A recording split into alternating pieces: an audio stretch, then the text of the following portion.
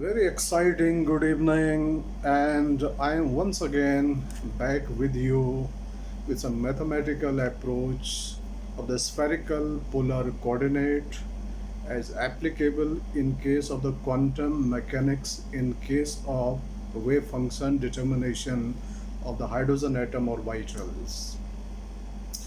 In the previous two videos, I have given you a lot of information regarding the wave function, how to deal the questions by the super trick, how you have to analyze a wave equations, and accordingly how you have to build up your concept in all this.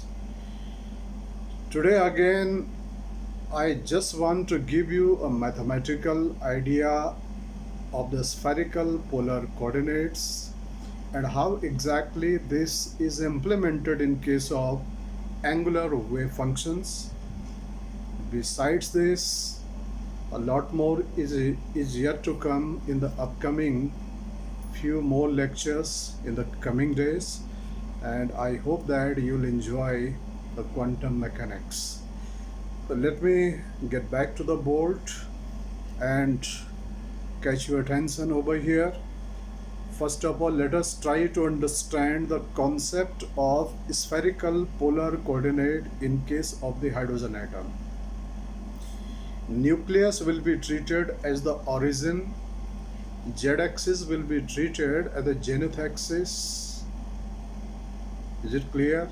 And we have to visualize electron in a 3 dimensions with respect to the nucleus, and we have to define the polar coordinates for the electrons in terms of r, theta and phi, in which r is a radial vector or also called as the positional vector, which determines the radial distance from the nucleus where the high probability of finding electron is there. Theta is called the polar angle or the co-latitude angles. It is the angle subtended by the position vector with z-axis, and the projection of the position vector on the xy plane, that projection makes or subtends an angle phi with respect to the x-axis. So the position of electron is defined in terms of r, theta and phi. How exactly r, theta and phi are correlated, how exactly we find the values of x, y, z in terms of theta, phi and the polar vector just here, that is your r. Besides this, we will implement these informations on the orbital, especially the p orbital and the d orbitals. In case of the p orbital, in the previous video I have explained to you how exactly in case of 2pz the angular node or the nodal plane is determined. Similarly, I am going back again here in context with the d orbitals. Please, let's get back to the board and try to understand the concept in a more fundamental and the mathematical way. First of all, let me explain to you this point over here. This point is here, the origin is treated as the origin where there is a nucleus of the hydrogen atom. In the 3-dimensional space around the nucleus, I have located here a point P, which is at a distance r from the origin meaning from the nucleus, and the spherical coordinate for this point I have defined here r, theta and phi. This is x-axis, this is y-axis, this is the z-axis. I have taken orthogonal axis in the anti-clockwise manner, x, y and z like this. This positional vector or the radial vector is making an angle theta with respect to the zenith axis or the z-axis. I have taken the projection of this. The projection of this, यहाँ से क्या करेंगे? We will take a point. We will just draw a normal on the xy plane. और जहाँ ये point आपको achieve होगा, वहाँ से origin से आप एक line draw कर लें. ये लाइन, इस लाइन को ही हम बोलते हैं it is the projection of this one. यहाँ से मैंने what I have exactly done here, यहाँ से एक नॉर्मल जो है कि ड्रॉ किया ऑन द जेड एक्सिस। ध्यान देना ये एंगल जो है कि 90 डिग्री का है, क्योंकि ये एक 3 डायमेंशनल जो एक स्ट्रक्चर है। ये जो प्लेन आपको इस तरीके से दिखाई दे रहा है, this is a kind of the rectangular planes. Okay, this angle is here the 90 degree. ये एंगल फाई है जो कि प्रोजेक्शन एक्स एक्सिस के साथ एंगल जो कि फॉर्म कर रहा है। Now let's come on the mathematical part of this.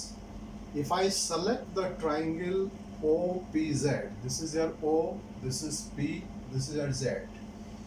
In this OPZ triangles, this distance is your R. इसको मैंने Z ले लिया है along the Z axis. Is it clear? इसको मैंने अपनी तरफ से कोई जो है कि यानी यूनिट मान लिया, that is your A. ये वाले और ये वाले यानी पैरेलल है। अगर ये A लिखा है तो यहाँ पर ये भी यानी A होगा, क्योंकि ये रेक्टेंगल के अपोजिट यानी साइड्स हैं which are equal in length. तो from triangle OPZ if I try to find out the value of cos theta, तो cos theta will be here equal to base upon hypotenuse, यानी cos theta is equal to Z over here R। ये hypotenuse हो गया, perpendicular हो गया, sorry ये base हो गया, परपेंडिकुलर हो गया, हाइपोटेनियस हो गया। Is it clear? यहाँ से cos थीटा आया Z अपॉन R, यहाँ से Z निकाल ले अपने, Z is equal to R cos theta. This is our first equations. इसी ट्राइंगल से if I try to find out the value of sin theta, तो sin theta is equal to perpendicular over the hypotenuse. तो sin theta is equal to A over R, A over R। यहाँ से मैंने find out कर दिया A is equal to R sine theta. ये मेरे लिए आ गया इक्वेशन नंबर 2।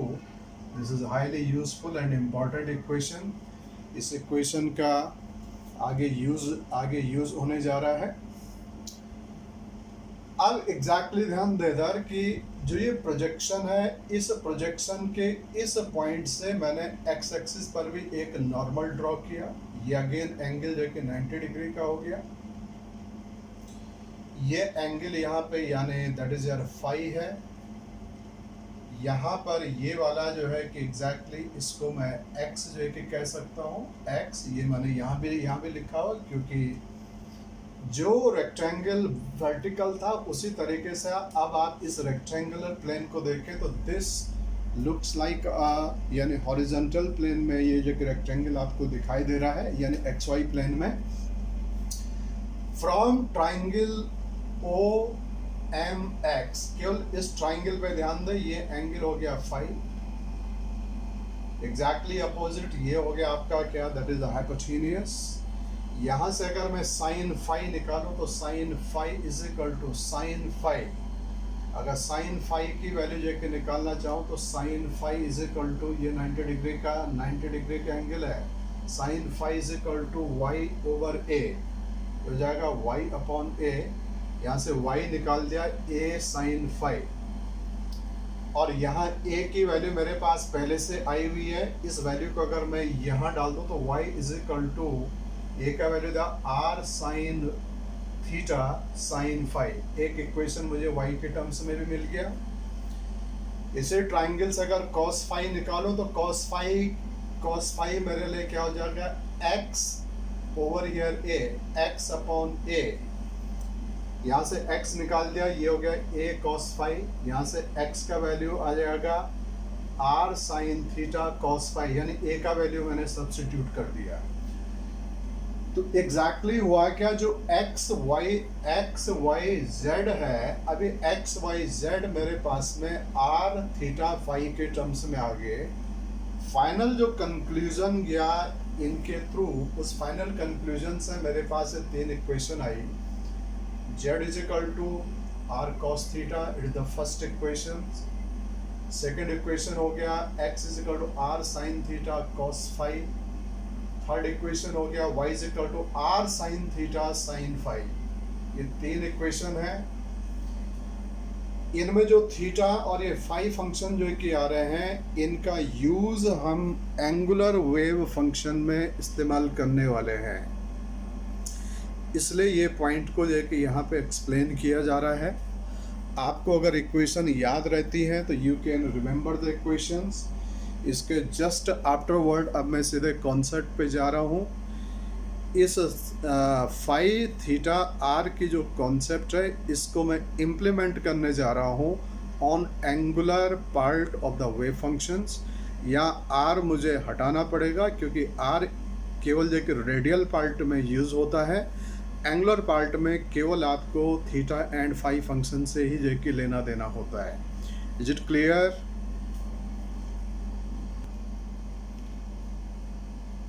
अब जैसे एग्जांपल के लिए मेरे पास ये जो है वेव फंक्शन दे रखा है साई 4dxy, साई 4dxy। इसके लिए अगर मेरे को एक वेव इक्वेशन जो कि लिखना है, तो जैसा मैंने आपको एक जनरल ट्रेंड बताया था कि लिखा कैसे जाए, k constant r raise to the power l की वैल्यू यहाँ होगी 2, क्योंकि d के लिए एजीमुथल क्वांटम नंबर हो जाती है 2। और यहाँ जो पॉलिनोमियल आएगा, ये पॉलिनोमियल किस डिग्री का होना चाहिए, यानी n minus l minus 1। n का वैल्यू 4 है, l का वैल्यू यानी d के लिए 2 हो जाता है, तो 4 माइनस यानी n माइनस l माइनस 1 में अगर आप इसको डालें तो 4 माइनस 2 माइनस 1 डिग्री का यानी पॉलिनोमियल आ गया। तो इसलिए मैंने यहाँ लिख दिया constant into your r plus b e का power minus x upon 4a0 psi theta phi. ठीक है, तो एंगुलर पार्ट तो मैं ऑलरेडी आपको एक्सप्लेन ले चुका हूँ। मेरा इंटरेस्ट केवल इतने पार्ट में है, that is psi theta and phi. Here psi theta phi जो हो जाएगा, ध्यान देना साई थीटा फाई को मैंने कैसे लिखा हुआ है। यहाँ देखें 4dxy में क्या क्या है पार्ट, एक x पार्ट है, दूसरा y पार्ट है। x का वैल्यू दे रखा r sine theta cos phi. r हटाना है यानी r को अपॉन में ले लो, x बाई r निकालें। In a way we are finding out here x by r। तो यहाँ r यूज नहीं करना है, ये लिख दिया साइन थीटा कॉस फाई आ गया।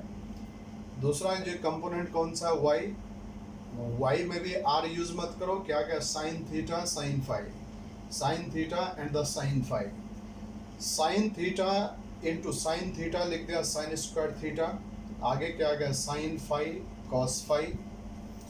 इसको मैं सिंप्लीफाई लिख सकता हूँ इसको, यानी इसको लेके mathematically from the trigonometry I understand that इस एक्सप्रेशन को मैं लिख सकता हूँ 1/2 sine square theta sine 2 theta. Is it clear? Is it clear? Sine 2 theta, ये जो कि ट्रिगोनोमेट्रिकल अप्रोच पे जो कि लिख दिया।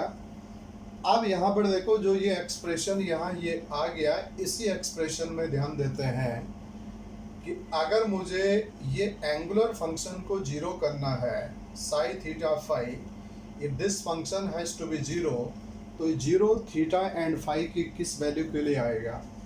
यानी अगर मैं यहाँ पर वैल्यू जो कि थीटा का वैल्यू जीरो डाल देता हूँ, तो sine zero is equal to क्या हो जाता है, that is the zero. Phi का वैल्यू भी अगर मैं यहाँ पे जीरो डाल देता हूँ तो sine zero is equal to zero, 2 into zero is equal to that is the zero. इसका थीटा की वैल्यू जीरो एंड फाई की वैल्यू जब जीरो होगी, उस कंडीशन में ये फंक्शन जीरो हो जाएगा, यानी एंगुलर नोड आपको मिल जाएगा। अब देखते हैं ये एंगुलर नोड या नोडल प्लेन कौन सा होगा, इसको इसी डायग्राम से अंडरस्टैंड करते हैं। अगर थीटा जीरो है, अगर ये थीटा जीरो है तो इसका मतलब जो ये रेडियल वेक्टर है ये सीधे इस एक्सिस के ही ऊपर आ गया। दूसरा यहाँ पे फाई का वैल्यू अगर जीरो है, तो फाई का वैल्यू अगर जीरो है तो जो इसका प्रोजेक्शन है, ये प्रोजेक्शन ठीक इसी के ऊपर आ गया। इसका मतलब ये प्लेन कौन सा आ गया, यानी एक्स एक्सिस के along and the Z axis के अलॉन्ग एक्स एंड जेड से जाने वाला प्लेन यानी कौन सा हो गया, एक्स जेड प्लेन, ये बन जाएगा आपका नोडल प्लेन्स।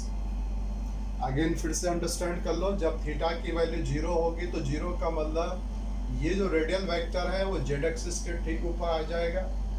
अगर ये फाई जीरो है तो ये जो प्रोजेक्शन है ये ठीक इस एक्सिस इसी के ऊपर आ जाएगा। इसके ऊपर आने का मतलब जो प्लेन बन रहा है वो प्लेन कौन सा है, वो एक्स एक्सिस और जेड एक्सिस से पास कर रहा है, उस प्लेन को बोला जाएगा X Z plane and that will be defined as a यानी nodal plane in this case. दूसरे केस में अगर यहाँ पे अगर बात करें तो दूसरे केस में या अंडरस्टैंड करने के इसके लिए यहाँ देखो, अगर यानी थीटा की वैल्यू अगेन मैंने क्या कर दिया, जीरो जाके रख दिया, और यहाँ फाई का वैल्यू लिख दिया पाई बाई टू यानी पाई बाई टू। तो इस वाले केस में अगर थीटा जीरो है तो जीरो का मतलब ये इसके जस्ट ऊपर आ गया, एंड फाई का वैल्यू जाके डाल रहा हूँ मैं पाई बाई टू। अगर एक पाई बाई टू हो गया तो टू से टू कैंसिल, यानी पाई बाई टू से टू जगह कैंसिल, तो यानी अगेन ये चीज क्या आ गया आपका, यानी पाई आ गया। तो इस कंडीशन में जो प्लेन आ गया वो कौन सा आ गया, ये पाई बाई टू एंगल कौन सा आ गया, पाई बाई टू एंगल हो गया हमारे पास में ये यहाँ just at the 90 degree.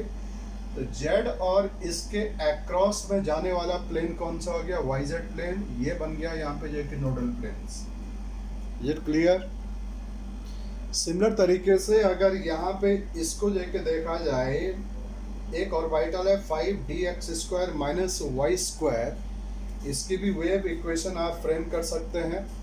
Wave equation बन गया kr², ये 2 डिग्री का यानी पॉलिनोमियल जो कि बन जाएगा ar plus B R plus C, ये सारा लिख दिया। इस तरीके से एंगुलर यानी फंक्शन, अगर यहाँ एंगुलर फंक्शन को मैं लिखूं तो ध्यान दो यहाँ पे x² है, x की वैल्यू यहाँ दे रखी है, r मैंने हटा दिया तो क्या लिख दिया sine square theta cos square phi, again same thing.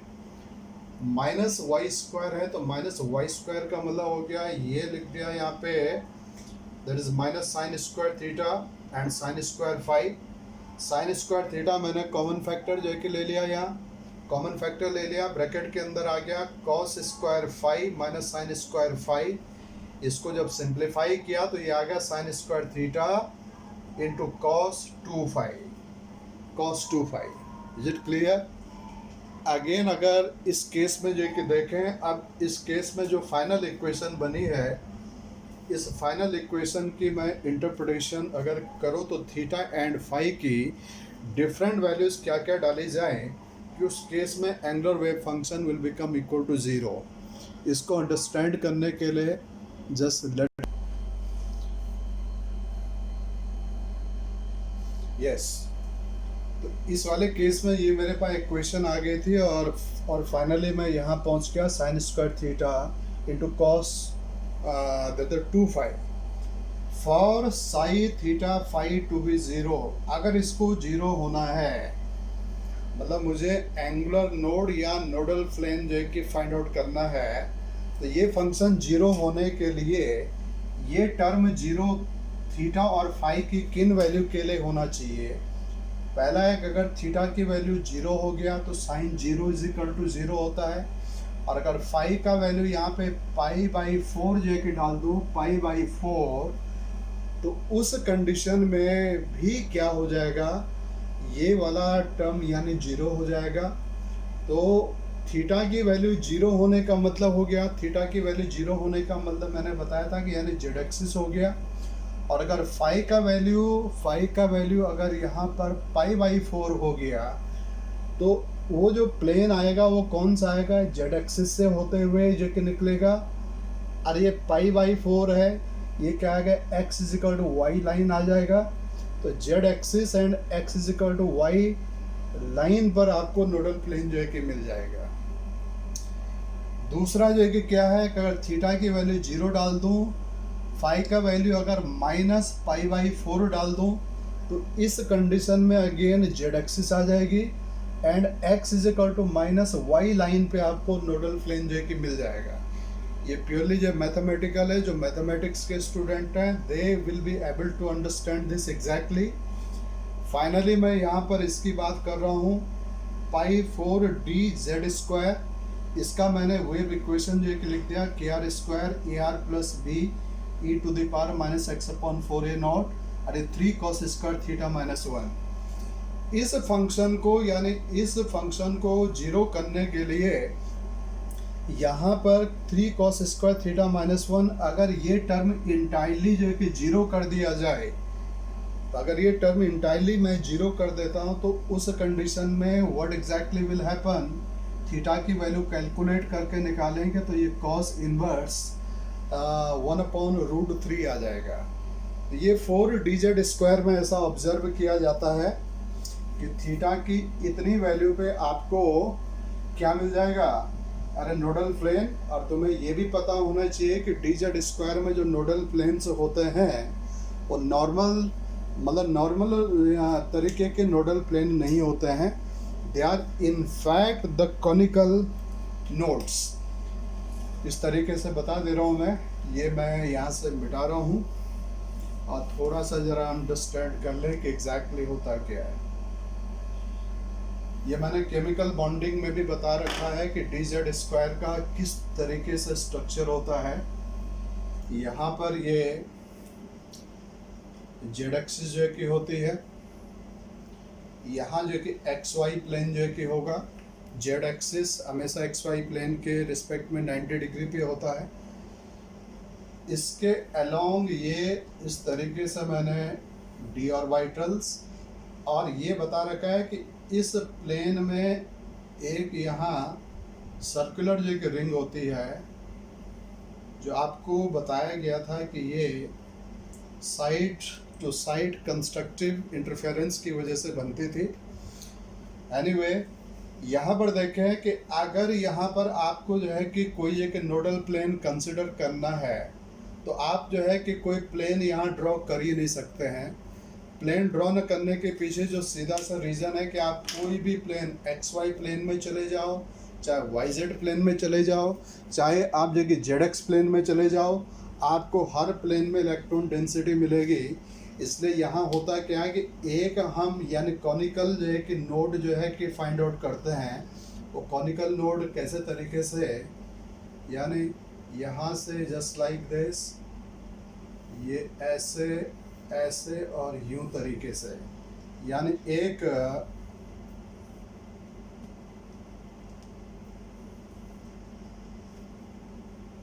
जैसे कोन टाइप की स्ट्रक्चर होती है भाई, जस्ट एग्जैक्टली वही है। ठीक है, ये जो एंगल होता है ना, ये वाला एंगल जो मैंने यहाँ निकाला, कभी कभी ये एंगल भी पूछ लिया जाता है एंट्रेंस में, इसलिए ध्यान रखना। ये इस z एक्सिस से जो कोन का जो ये एंगल है ये ले लो, चाहे ये एंगल जो है कि ले लो, ये एंगल थीटा की वैल्यू क्या है, cos इनवर्स 1/√3। यानी इस कोन के अंदर जो है कि क्या होगा, इलेक्ट्रॉन डेंसिटी यानी जीरो होगा। इसलिए यहाँ पर ये क्या होते हैं, this are here the nodal, दो नोडल कोन्स होते हैं। इस केस में हर dz² के अंदर इस तरीके से दो ये नोडल कोन जो है कि बनते हैं। Is it clear? यहाँ कोई इलेक्ट्रॉन डेंसिटी जो है कि नहीं होगा। इसमें जो है कि नोडल प्लेन का कॉन्सेप्ट नहीं होता है, dz² में हमेशा कॉनिकल नोड का कॉन्सेप्ट होता है। इस बात को जो है कि ध्यान रखिएगा। आई होप कि ये सारा अब आपको एंगुलर वेव फंक्शन में एंगुलर नोड या जो कि नोडल प्लेन जो कि निकालना जो कि आ जाएगा, और किस तरीके से स्फेरिकल पोलर कोऑर्डिनेट सिस्टम को अंडरस्टैंड करना है। इसके साथ ही मैं यहाँ पर इस पार्ट को यहाँ ओवर कर रहा हूँ। नेक्स्ट पार्ट में केवल जो है कि इस पर बेस्ड कुछ क्वेश्चन डील किए जाएंगे, इम्पॉर्टेंट यानी question, different type of the question which have been asked in the past in a lot many entrance examinations. With this I hope that you will enjoy the concept, and अगली class में तो जो है कि बहुत ही बेहतरीन type की हम प्रॉब्लम्स, डिफरेंट डिफरेंट टाइप्स की प्रॉब्लम्स को डील करेंगे। पिछले जो है कि रिसेंट ईयर में आईआईटी एडवांस एग्जामिनेशन में कैसे कैसे क्वेश्चन इस पर पूछे गए हैं, उन क्वेश्चनों के बारे में डिटेल में बात करेंगे और जो कुछ हमने यहाँ अंडरस्टैंड किया इसी नॉलेज को इम्प्लीमेंट करते हुए अपनी कॉन्सेप्ट को कंसोलिडेट करेंगे। Thank you very very much and wish you all the best. Work hard and the future will be yours. Thank you very very much.